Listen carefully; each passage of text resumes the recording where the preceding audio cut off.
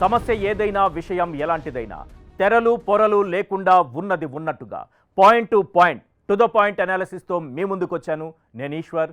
Welcome to clear cut. వివాదమా, విభేదమా, వైరాగ్యమా, లేక అన్నీ ఉన్నాయా? అన్నీ ఉంటేనే కదా సినిమా. మా ఎన్నికలు పూర్తయ్యాయి. మంచువారబ్బాయి పీఠాన్ని దక్కించుకున్నారు. మరి నెక్స్ట్ ఏంటి? ఈ ఎన్నికతో ఫిల్మ్ నగర్ లెక్కలు మారబోతున్నాయా? ఇండస్ట్రీకి పెద్ద దిక్కును డిసైడ్ చేయడంలో మా పరిణామాలు కీలకంగా మారాయా? అనధికారికంగా పెద్దన్న బాధ్యతలు తీసుకున్న చిరు ఎర ముగిసిందా? ఇక అంతా తానై మోహన్ బాబు ముందుండి నడిపించబోతున్నారా? రాజీనామా విషయంలో ప్రకాష్ రాజు పెట్టిన నిబంధనలకు విష్ణు అంగీకరిస్తాడా? తేల్చేద్దాం క్లియర్ కట్గా. ఇక సెకండ్ టాపిక్. ఏపీ బీజేపీ పెద్దలు సొంత పార్టీ నేతలనే నమ్మడం లేదా? పార్టీలోనే పుట్టి పెరిగిన వారి సంగతి ఓకే, కానీ టీడీపీ నుంచి బీజేపీలోకి వచ్చిన వారి విషయంలో కొత్త వివాదం మొదలైంది. 2019 ఎన్నికలు ముగిసిన వెంటనే సైకిల్ దిగి కాషాయం కండువా కప్పుకున్న నేతలపై ఓ ఉత్తరాది నేత ఘాటు వ్యాఖ్యలు చేశారు. దీంతో వాళ్లంతా తెగ హర్ట్ అయిపోయారట. అసలు ఆయన ఎవరు? టీడీపీని వీడలేక వీడిన ఆ బీజేపీ నేతల గురించి ఏమన్నారు? ఎందుకు అలా ఘాటుగా మాట్లాడాల్సి వచ్చింది? ఆయన వ్యాఖ్యలపై రాష్ట్ర బీజేపీ శ్రేణులు ఏమంటున్నాయి? బద్వేలు ఉప ఎన్నిక వేళ ఈ మాటల ప్రభావం కమలం పార్టీపై ఎలా పడే అవకాశం ఉంది? తేల్చేద్దాం క్లియర్ కట్గా. ఇక థర్డ్ టాపిక్. ఇప్పటి సంగతి వదిలేయండి. సరిగ్గా ఓ 10-15 ఏళ్ల కిందట పవర్ కష్టాలు గుర్తున్నాయా? కరెంటు కోతలు, ఉక్క పోతలు, రాత్రుళ్ళు కొవ్వొత్తులతో కాలక్షేపాలు. మళ్ళీ ఇప్పుడు అలాంటి రోజులే రాబోతున్నాయా? విద్యుత్ సంక్షోభం తప్పదా? బొగ్గు కొరత భగ్గుమనేలా చేయబోతోందా? సంక్షోభం మొదలైతే ఆ పరిస్థితులు ఎలా ఉండబోతున్నాయి? అసలు బొగ్గు కొరత లేనే లేదంటున్న కేంద్రం ఇంత హడావిడిగా ఈ విషయంపై ఎందుకు రివ్యూ మీటింగ్ పెట్టింది? ఈ చీకట్లో భారీ పరిణామం జరగబోతోందా? తేల్చేద్దాం క్లియర్ కట్గా. ఇక ఫస్ట్ టాపిక్. మాలో మీకు ఈ విభేదాలు ఎందుకు? మాలో మీకు ఈ వివాదాలు ఎందుకు? మాలో మీకు ఈ ఘర్షణ ఎందుకు? మాలో మీకు ఈ ఆధిపత్యం ఎందుకు? 900 మంది సభ్యులు లేని సంఘంలో ఈ వర్గాలేంటి? ఈ చీలిక పీలికలేంటి? సినిమా ఫస్ట్ హాఫ్ కన్నా సెకండ్ హాఫ్లోనే ఆసక్తికరంగా మారింది. అసలు సినిమా ఇప్పుడు మొదలైంది. మా అధ్యక్ష పీఠాన్ని మంచు విష్ణు దక్కించుకున్న తరువాత మరింత ఉత్కంఠభరితంగా మారింది. కోట్లకు కోట్లు రెమ్యునరేషన్లు తీసుకునే యాక్టర్లు ఉన్న సంఘానికి బడ్జెట్ షార్ట్ ఫిల్మ్కు ఉన్నంత కూడా ఉండదు. పోనీ ఆదాయం ఉందా అంటే ప్రత్యేక కార్యక్రమాలు నిర్వహిస్తేనో, ఎవరో విరాళమిస్తేనో, ఇంకెవరో సాయం చేస్తేనే తప్ప నిధులకు దిక్కులేదు. మరి అలాంటిది మా ఎన్నికల్లో ఎందుకు ఇంత రచ్చ జరిగింది? ఒకరిపై ఒకరు, ఒకరి తరువాత ఒకరు, ఒకరిని మించి మరొకరు ఎందుకు ఆరోపణలు చేసుకున్నారు? ఇలాంటి ప్రశ్నలన్నింటికీ వినిపిస్తున్న సమాధానం ఒక్కటే: ఆధిపత్యం. దాని టేస్ట్ అలాంటిది. మరి క్యారెక్టర్ అయినా వదులుకుంటారు, కానీ ఆధిపత్యాన్ని వదులుకుంటారా? అలా వదులుకుంటే తమ ఒరిజినల్ క్యారెక్టర్ ఏమైపోవాలి?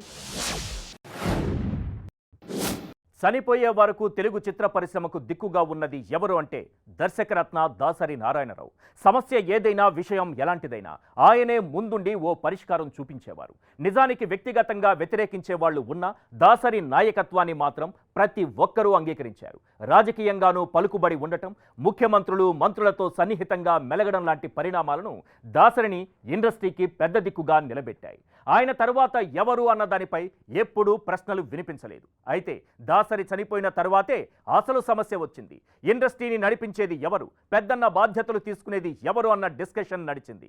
ఇలాంటి పరిస్థితుల మధ్య అధికారికంగానో అనధికారికంగానో చిరంజీవి పెద్ద దిక్కుగా నిలుచున్నారు. కరోనా సమయంలో సినీ కార్మికుల కష్టాలైతే ఏంటి, ప్రభుత్వాలతో కనిపించిన వివాదాలైతే ఏంటి, చర్చల నుంచి సమావేశాల వరకు అన్నింట్లోనూ తానే ముందుండి నడిపించారు. అయితే దాసరికి మెగాస్టార్కు ఉన్న తేడా ఏంటంటే దాసరి నాయకత్వాన్ని ఇండస్ట్రీలో అందరూ అంగీకరించారు. అయితే చిరు విషయంలో అది కనిపించలేదు.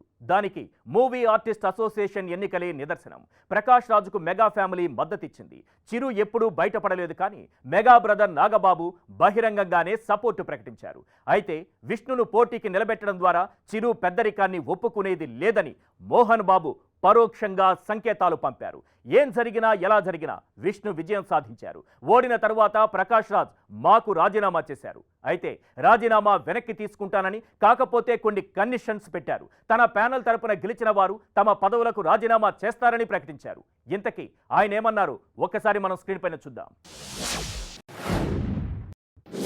నా రాజీనామాని తిరిగి తీసుకుంటా, but on one condition. My dear president Vishnu గారు, రేపు మీరు బైలాస్ మార్చి తెలుగు వాడు కానివాడు పోటీ చేయడానికి వీలు లేదు అని మీరు మార్చకపోతే నా సదస్యత్వాన్ని నేను వాపస్ తీసుకుంటా, రెసిగ్నేషన్.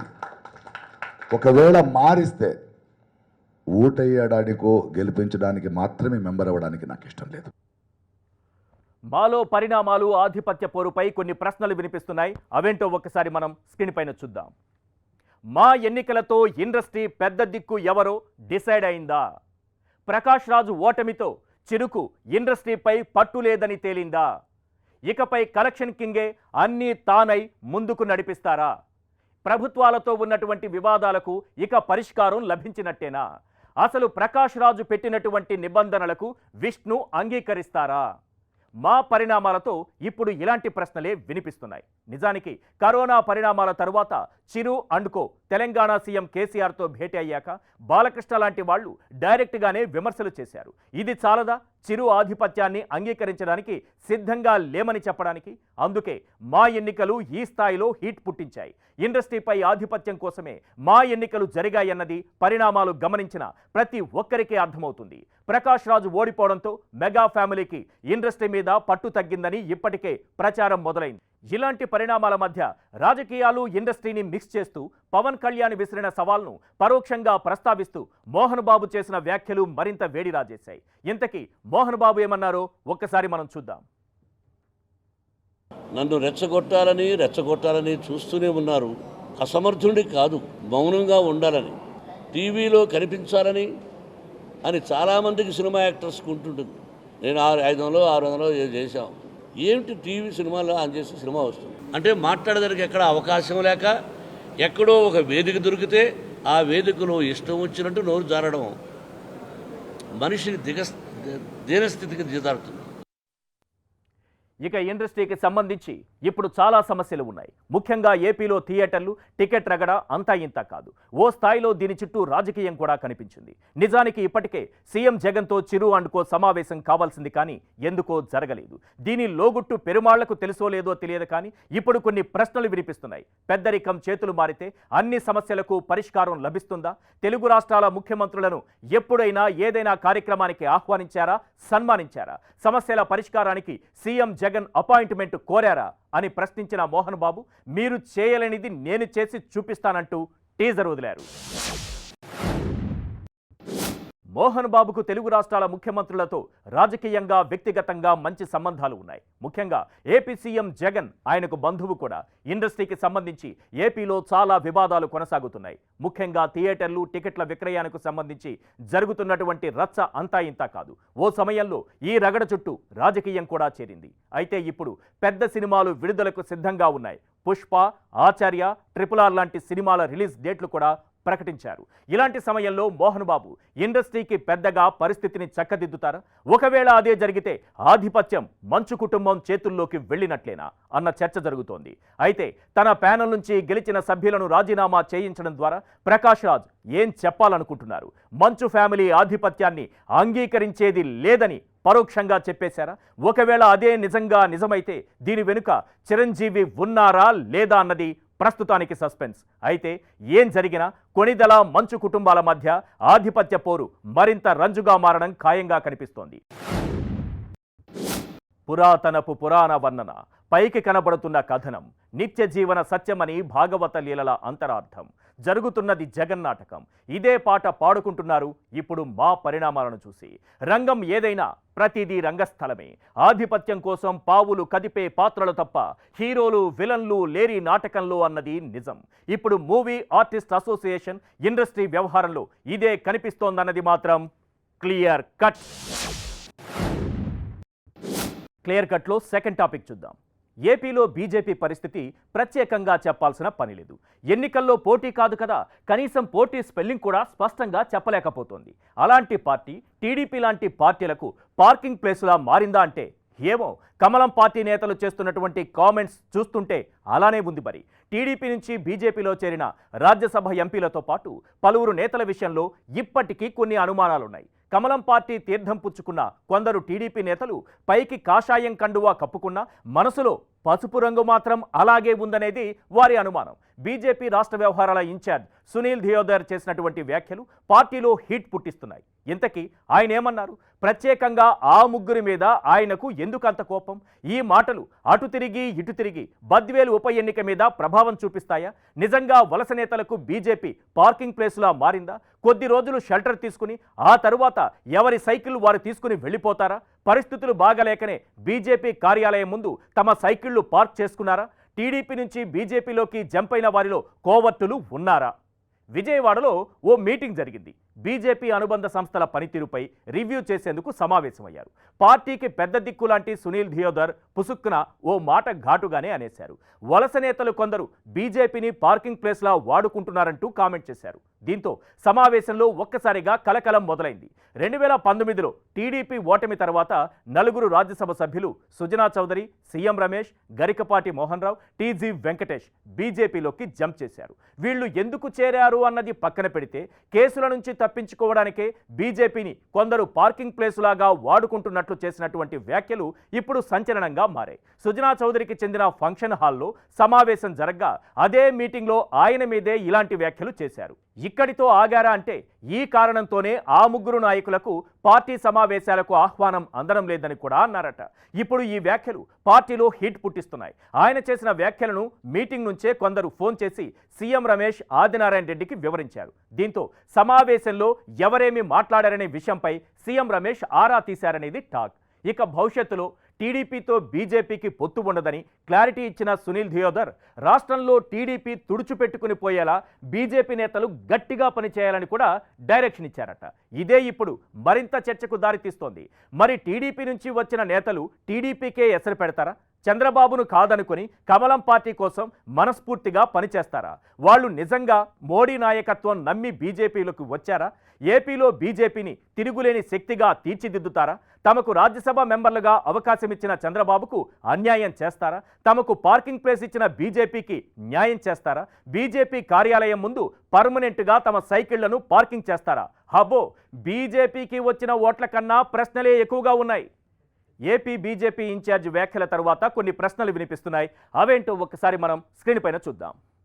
టీడీపీని తుడిచిపెట్టేయడమే బీజేపీ వ్యూహమా? మరి దీనికోసం ఆ ముగ్గురు నేతలు పనిచేస్తారా? కమలం పార్టీని వాడుకుని వదిలేస్తారా? బద్వేల్ బైపోలుపై ఎలాంటి ప్రభావం పడే ఛాన్స్ ఉంది? ఆ మీటింగ్లో సునీల్ ధియోదర్ వ్యాఖ్యల తర్వాత వినిపిస్తున్నటువంటి ప్రశ్నలు ఇవే. ఇక రాష్ట్రంలో తెలుగుదేశం పార్టీని పూర్తిగా తుడిచిపెట్టేలా బీజేపీ నేతలు కేడర్ పనిచేయాలని ఆయన పిలుపునిచ్చారు. టీడీపీతో భవిష్యత్తులో పొత్తు ఉండబోదని కూడా క్లారిటీగా చెప్పేశారు. అయితే ఇక్కడ బీజేపీ లక్ష్యం ఏంటో పక్కాగా అర్థమవుతోంది. తెలుగుదేశం పార్టీని పూర్తిగా తుడిచిపెట్టేయడమే టార్గెట్గా పెట్టుకున్నారు. ఒకప్పుడు మిత్రుడైనా నిజానికి రాజకీయంగా ఇలాంటి లక్ష్యాలు పెట్టుకోవడంలో ఎలాంటి తప్పు లేదు. అయితే మరి ఈ పనిలో టీడీపీ నుంచి కమలం గూటికి చేరిన ఆ ముఖ్య నేతలు భాగస్వాములవుతారా? నిజంగా తెలుగుదేశం పార్టీని దెబ్బతీసేందుకు పనిచేస్తారా? సునీల్ ధియోదర్ వ్యాఖ్యల తరువాత ఆ ముగ్గురు ఎలా వ్యవహరించబోతున్నారు, ఏం చేయబోతున్నారన్నది ఆసక్తికరంగా మారింది. 2019 ఎన్నికలు అలా ముగిశాయో లేదో అప్పటి వరకు మోడీపై ఒంటి కాలితో లేచిన వారు బీజేపీలోకి జంప్ అయిపోయారు. వారి సొంత ప్రయోజనమా, చంద్రబాబు ప్రయోజనమా తెలియదు కానీ కొన్ని ప్రయోజనాలను దృష్టిలో పెట్టుకొని, అంటే ప్రజా ప్రయోజనాలు దృష్టిలో పెట్టుకొని అని మీరు అనుకుంటున్నారేమో.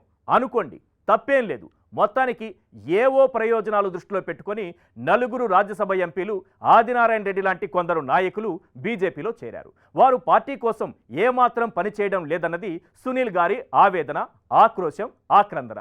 పైగా ఆయన ఓ టార్గెట్ ఫిక్స్ చేయడం, అందులో ప్రధానంగా టీడీపీ తుడిచిపెట్టుకుపోయేలా పనిచేయాలని అనడం ఎలాంటి పరిణామాలకు దారితీస్తుందన్నది ఆసక్తికరంగా మారింది. మరోవైపు ఇలాంటి వ్యాఖ్యలతో పార్టీకి నష్టం జరుగుతుందని కమలం పార్టీ నేతల్లో చర్చ జరుగుతోంది. ఇదే విషయాన్ని ఢిల్లీ పెద్దల దృష్టికి తీసుకెళ్లేందుకు కూడా ఓ వర్గం సిద్ధమైనట్టు సమాచారం. ఒకవేళ అదే జరిగితే రాష్ట్ర పార్టీలో పరిణామాలు ఎలా మారుతాయన్నది ఇంట్రెస్టింగ్గా మారింది. మరి ఈ విషయంపై ఏపీ బీజేపీ నేతలు ఏమంటున్నారో ఒక్కసారి మనం చూద్దాం. భారతీయ జనతా పార్టీలో చేరినటువంటి వ్యక్తులకు మా దాంట్లో సముచితమైన గౌరవం ఉంటుంది. అనేక మందికి రాష్ట్ర స్థాయిలో, జాతీయ స్థాయిలో బాధ్యతలు ఇవ్వడం జరిగింది.